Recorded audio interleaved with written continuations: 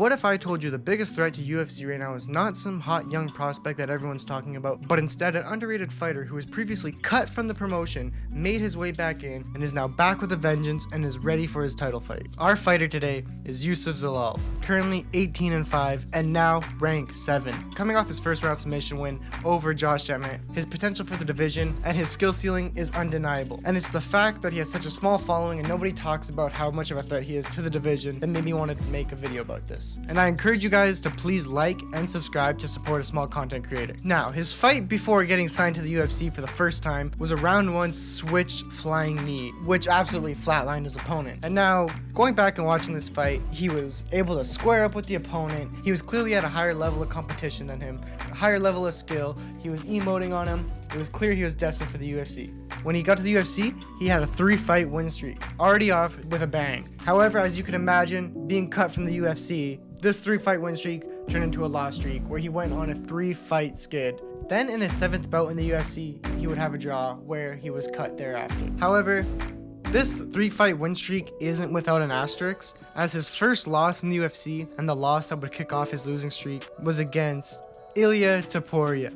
That's right, the current lightweight champion and the former featherweight champion. And if you know anything about Topuria, you'll know that he is an absolute knockout artist. And quite frankly, calling him a knockout artist is underestimating and not doing it justice how much and how well this guy knocks out people. However, for the fighter that we're discussing today, Youssef Zalal is the exception to this knockout, as Youssef Zalal, on short notice, is the only person that Ilia Topuria did not knock out in the UFC, and is only one of 2 decision wins Topuria has in his entire MMA career. So this sounds impressive alone, right?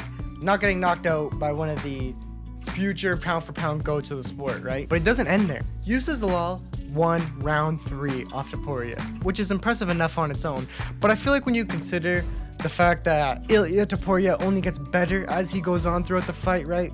He typically loses the first round and then gets the knockout in the second. I believe that's the way the Volk fight went, and I believe that's the way Mac's fight went. So I think that makes Youssef Zalal winning the 3rd round even more impressive. And if this loss wasn't impressive enough, as funny as that is to say, Youssef Zalal, like I said, took this short notice. And the fighter that Zalal was supposed to be fighting was a grappler. So this was a stylistic mismatch for the camp that Youssef Zalal had. And this is a little beside the point, but I still think this is super funny. And that's that Youssef Zalal was actually the slight favorite at -160 going into this fight. And on Tapology, a predictions and tracking website, he was picked 78% of the time by pickers. And I think that paints a pretty clear picture of who Zalal was at this time. So after this loss, unfortunately Zalal would go on a 2-fight skid and then get his draw, where he was cut from the promotion. After being cut from the UFC, Youssef Zalal would go back into a promotion where he'd go on a 5-fight win streak, where 4 of those wins were by finish, one of which was in the first round. So already having great potential in the UFC previously, and now this little streak he had going being undeniable, he was inevitably re-signed to the UFC.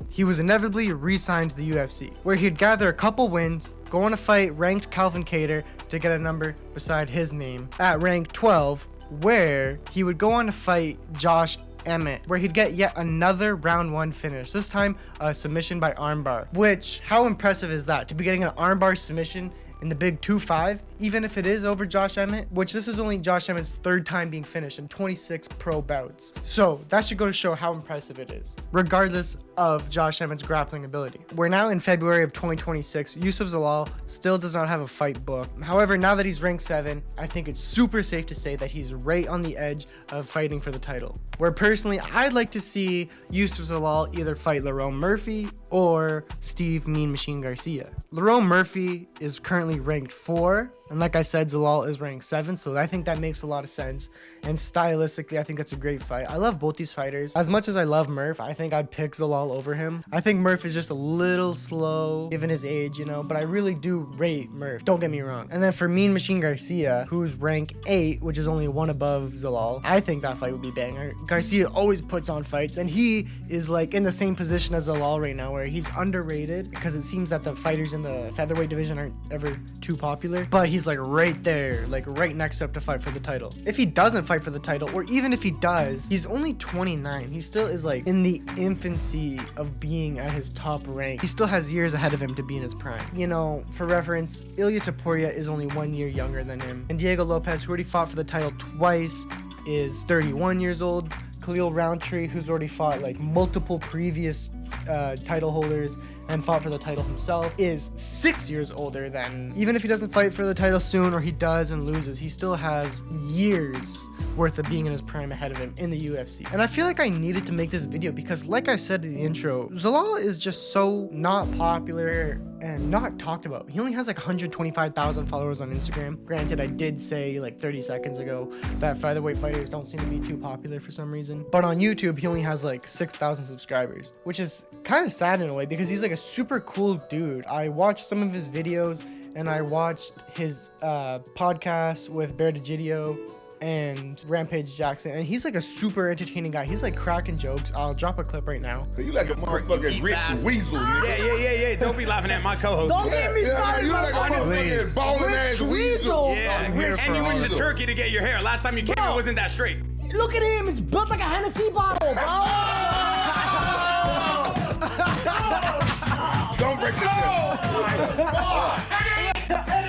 Look at that. But he's like dropping jokes like that. He's just super charismatic. You know, he's drippy. He's got waves. Like, I think he's a freaking cool dude, and he's super energetic as well.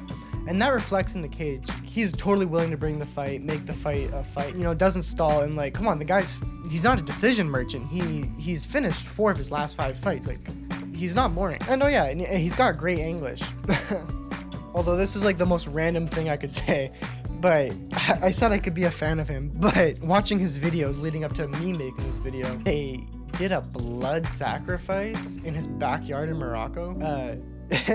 I guess it's like a Muslim sect tradition where you do that for a firstborn, which is just so crazy. But you know, he's a cool guy regardless of that, which is super weird. That concludes this video. I hope you guys are gonna look out for Zalal's next fight, no matter who it's against. And I hope this video made you a fan as well. Not that I have any vested interest in his career, because that's what it seems like, or I don't know. But I honestly, was just enthusiastic enough about his career and felt like he was underrated enough that I had to make a video about him. And also, the thumbnail of this video, how cool is the thumbnail? That thumbnail is inspired by his nickname, the Moroccan Devil, which I think is pretty sick. Please make sure to like, comment, and subscribe to support a small creator. The channel is doing so well. I think I'm only going to be uploading 1 video a week now because I'm starting school first full-time. But like I said, the channel's doing so well.